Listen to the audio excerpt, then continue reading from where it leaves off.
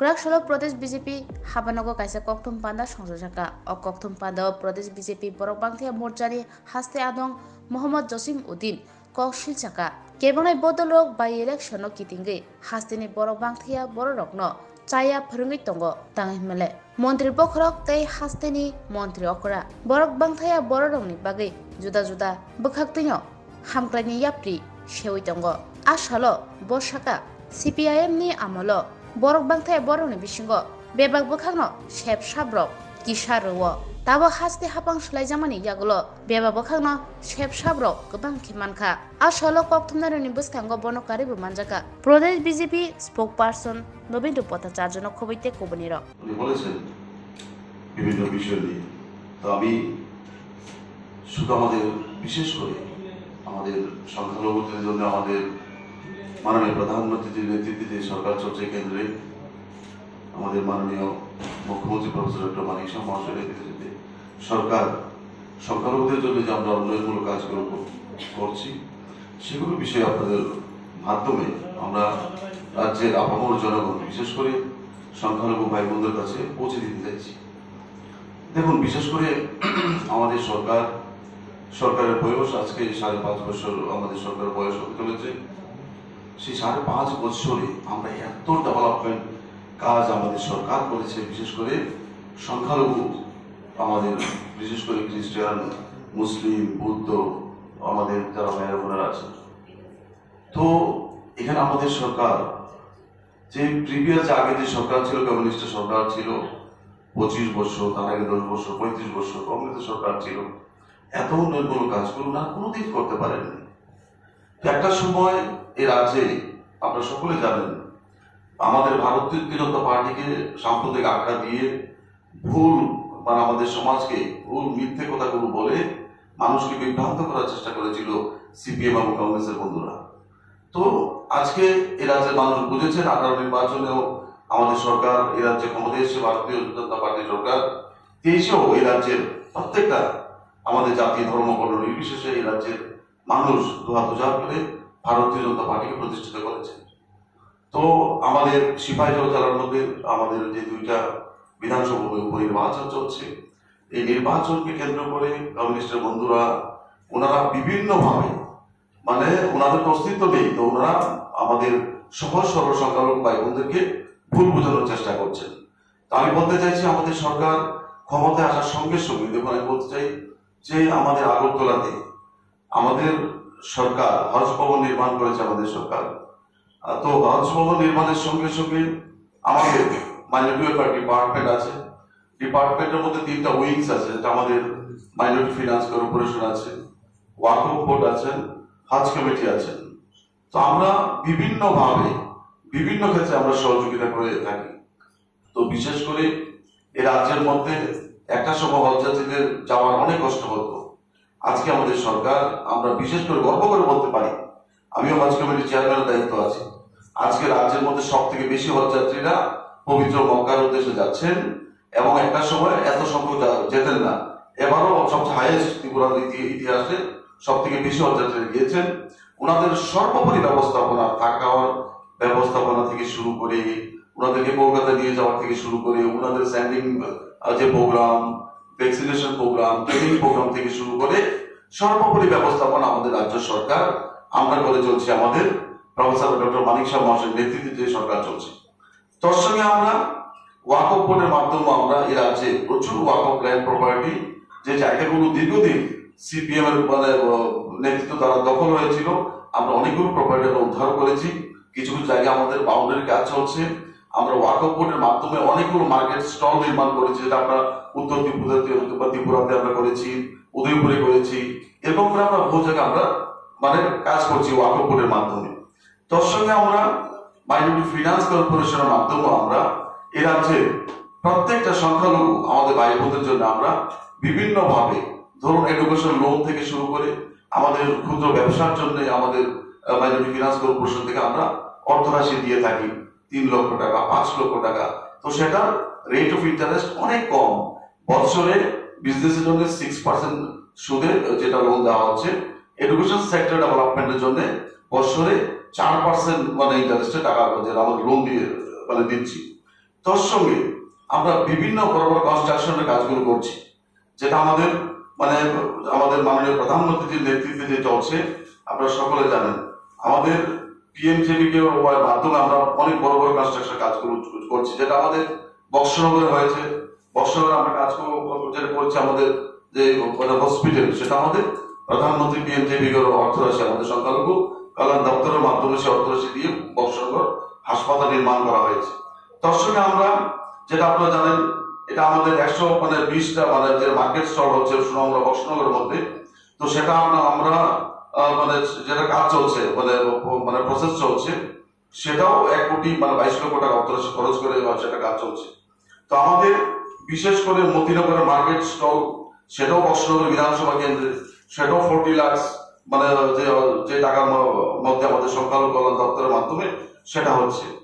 তো তার সঙ্গে ডিএনবি কলেজ রোড ধর্মনগরে উত্তর ত্রিপুরা জেলায়, যেটা আমাদের এক্সিকিউটিভ ইঞ্জিনিয়ার, সেটা আমাদের ওখানে কাজ চলছে আরডির মাধ্যমে, সেটাও 49 লক্ষ টাকার যেটার কাজ চলছে। তার সঙ্গে আমাদের কৈলাস শহরে যেটা আমাদের কোর্ট মসজিদ যেটা কমপ্লেক্স, সেখানেও 47 লাখ যে আমাদের টাকার মাধ্যমে আমাদের ডিপার্টমেন্ট সে কাজগুলো করছেন। তার সঙ্গে আমাদের বনকর বিরুনিয়াতেও যেটা আমাদের 14 লাখ টাকার সে কাজ চলছে। তার সঙ্গে মাদ্রাসাগুলোকে আমরা ডেভেলপমেন্ট করার জন্য আমরা বিশেষ করে আমাদের রাজ্যে 4খানা মাদ্রাসাকে আমরা আমাদের সংখ্যালঘু কল্যাণ দপ্তরের মাধ্যমে আমরা 6 লক্ষ টাকা দিয়েছি, এবং ওই মাদ্রাসাগুলোকে কম্পিউটার আমরা 6 লক্ষ টাকার মাধ্যমে আমরা কম্পিউটার দিয়েছি, যাতে মাদ্রাসাগুলো ডেভেলপমেন্ট যাতে হয়। প্রিভিয়াস সরকার আমাদের মাদ্রাসাগুলো সেভাবে ডেভেলপমেন্ট হয়নি, যেটা আমরা সব থেকে বেশি আমরা দিচ্ছি, যেটা আপনারা জানেন। তো এখানে আমরা বিশেষ করে যেটা আমাদের 2022 এবং 23-এ আমরা প্রি মেট্রিক এবং পোস্ট মেট্রিক স্কলারশিপ আমরা দিয়েছি। আপনারা দেখুন এখানে টোটাল আমাদের যে ফিনান্সিয়াল 19 কোটি টাকা, সেটা আমাদের অর্থরাশি, যেটা আমাদের খরচ হয়েছে। তার সঙ্গে আমরা আমাদের বিশেষ করে যারা বিএ টিএলএড প্যারামেডিক্যালের জন্য অনেক আমাদের ছেলে মেয়েরা আমাদের ওনাদের আমরা অর্থরাশি দিয়ে সহযোগিতা করি, যেটা আপনারা জানেন। আমরা প্রতি বছরে 90,000 টাকা অর্থরাশি করে দিচ্ছি, 2 বছরে 1,80,000 টাকা, সেটা সম্পূর্ণ আমার বিনামূল্যে, সেটা কোনো ফেরতযোগ্য না। সেই টাকাটা আমরা আমাদের সংখ্যালঘু পরিবার, আমাদের ছেলেমেয়েরা যাতে উন্নত ভবিষ্যতের জন্য আমরা সেই টাকাগুলো আমরা সংখ্যালঘু কল্যাণ দপ্তরের মাধ্যমে দিচ্ছি। তো এই বছর আমরা 400 আমরা আমাদের স্টুডেন্টকে দেওয়া হয়েছে। তো একটা সময় সেটা অনেক কম দেওয়া হতো। তো সেটা এরকম করে আমাদের বিশেষ করে আমাদের যে সরকার আমরা চাইছি যেটা আমাদের আরো অনেকগুলো, আপনারা আমাদের থেকে সেই পেপারস গুলো নিতে পারবেন, যেটা যেমন আবুল কালাম আজাদ মেরিট অ্যাওয়ার্ডস, তো আমাদের বেগম রুকিয়া বেগম যেটা আমাদের গোল্ড মেডেল অ্যাওয়ার্ডস, এগুলো করে আমাদের অনেকগুলো যেটা আমাদের সরকার দিচ্ছে, চিফ মিনিস্টার যে অ্যাওয়ার্ড, এরকম করে আমাদের অনেকগুলো অ্যাওয়ার্ড দেওয়া হচ্ছে। তৎসঙ্গে আমরা চাইছি আমাদের রাজ্যের মধ্যে একটা সময় যেটা আমার সংখ্যালঘু পরিবার, আমরা জানতাম 1%ও মুসলিমদের মধ্যে চাকরিজীবী ছিল না, সেটা আপনারা সকলে জানেন। আমাদের সাংবাদিক বন্ধুরা ভাইরা আপনারা এসেছেন, একটা সময় 0.5% 1% থেকে কম আমাদের রাজ্যে মুসলিমরা চাকরিজীবী ছিল। আজকে আমরা গর্ব করে বলতে পারি আমাদের মাননীয় মুখ্যমন্ত্রী প্রফেসর ডক্টর মানিক শাহ মহাশয়ের নেতৃত্বে যে সরকার চলছে, সেই সরকারে আজকে আমরা বিশেষ করে যেটা আমাদের ত্রিপুরাতে টিসিএস ছিল হাতে গোনা 3 জন অফিসার। তো আজকে আমরা আমাদের সরকার আসার সঙ্গে সঙ্গে 1.5 বছর কিন্তু 3 জন মুসলমান টিসিএস পেয়েছে আমাদের ছেলেরা। তার সঙ্গে বিভিন্ন ডেটার মাধ্যমে হোক কিংবা বিভিন্ন ডিপার্টমেন্টে যারা চাকরি পাচ্ছেন, আজকে আপনার পরিসংখ্যানটা দেখবেন, আজকে 7%-এর উপরে মুসলিমরা আমাদের রাজ্যে চাকরি করছেন, যেটা 1%ও ছিল না। সেটা আমাদের সবচেয়ে বড় অ্যাচিভমেন্ট, এবং আমাদের সরকারের যে লক্ষ্য, যেটা সবকা সাথ সবকা বিকাশ এবং সবকা বিশ্বাস এবং সকলের প্রয়াসে যে আমাদের সরকার কাজ করছে, সেটাই লক্ষ্য। এবং এরকম করে আমরা অনেকগুলো স্কিম আমাদের আরো আছে, ত্রিপুরাবাসীকে সঙ্গে নিয়ে, আপনাদেরকে সঙ্গে নিয়ে আমাদের সরকার, আমাদের মাননীয় মুখ্যমন্ত্রীর যে স্বপ্ন, এক ত্রিপুরা শ্রেষ্ঠ ত্রিপুরা, সকলকে নিয়েই এক ত্রিপুরা শ্রেষ্ঠ ত্রিপুরা হবে। এবং আমরা গর্ব করে বলতে পারি, আমরা মুসলমানরা এই রাজ্যে সব থেকে সুরক্ষিত, কোথাও কেউ বলতে পারবে না মুসলমানদের বিভিন্ন ভাবে আমরা পিছিয়ে রেখেছি। আজকে আপনারাই বলুন, একটা যদি আজকে আপনার বাড়ির পাশে যদি 1-2টা পরিবার, ওই পরিবার যদি দুর্বল থাকে, তাহলে কিন্তু ওই পরিবার সমস্যাটা কিন্তু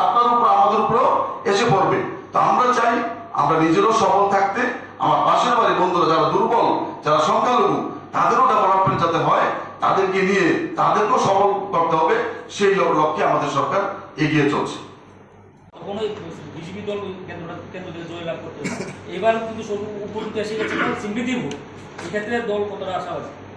দেখুন, প্রথমে আমি বলছি, আমাদের মোদীজির নেতৃত্বে যে সরকার চলছে, আমাদের মুখ্যমন্ত্রী প্রফেসর ডক্টর মানিক শাহ মহাশয়ের নেতৃত্বে সরকার চলছে, এই সরকারের প্রতি আস্থা এবং বিশ্বাস যে রাজ্যের মানুষের আছে। একটা সময় আমাদের মুসলিম সমাজের ভাই বোনদেরকে বিভিন্নভাবে ভুল বুঝিয়ে ওনাদেরকে বলতো কি, বিজেপি সরকার ক্ষমতায় আসলে আমরা এখানে থাকতে পারবো না, বাংলাদেশে পাঠিয়ে দেওয়া হবে বিভিন্নভাবে, ঠিক আছে, এরকম ভাবে মিথ্যে কথা ওনারা বলতেন।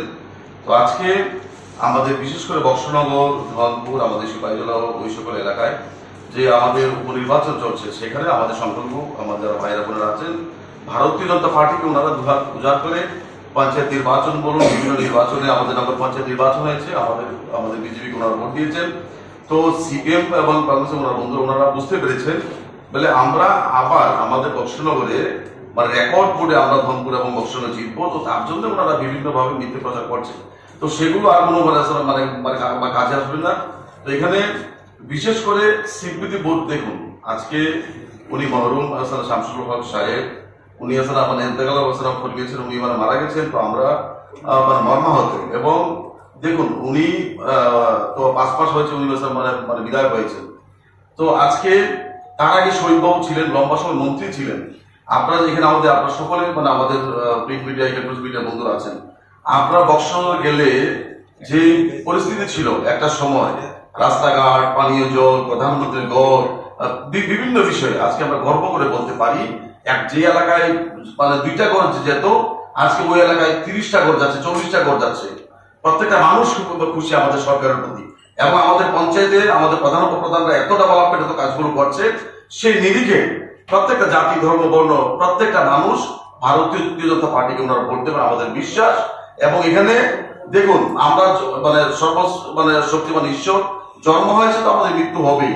তো তার জন্য এখানে সিম্পিতির যে বিষয়টা আমাদের একটাই হচ্ছে, আমরা সকলকে শ্রদ্ধা করি, আমরা ভক্তি করি, কিন্তু সম্মান করি, কিন্তু সিম্পিতির বিষয়টা না। এখানে হচ্ছে ডেভেলপমেন্ট এবং উন্নয়নের নিরিখে হচ্ছে ভোট। তো আমাদের মোদীজির নেতৃত্বে এবং মানিক শাহ মহাশয়ের নেতৃত্বে সরকার চলছে, সেই সরকারের ডেভেলপমেন্টটাই আমাদের মূল ইস্যু, এবং ডেভেলপমেন্টকে সঙ্গে নিয়ে আমাদের প্রার্থী রেকর্ড বোর্ডে বিজয়ী হবে, সেটা আমাদের বিশ্বাস।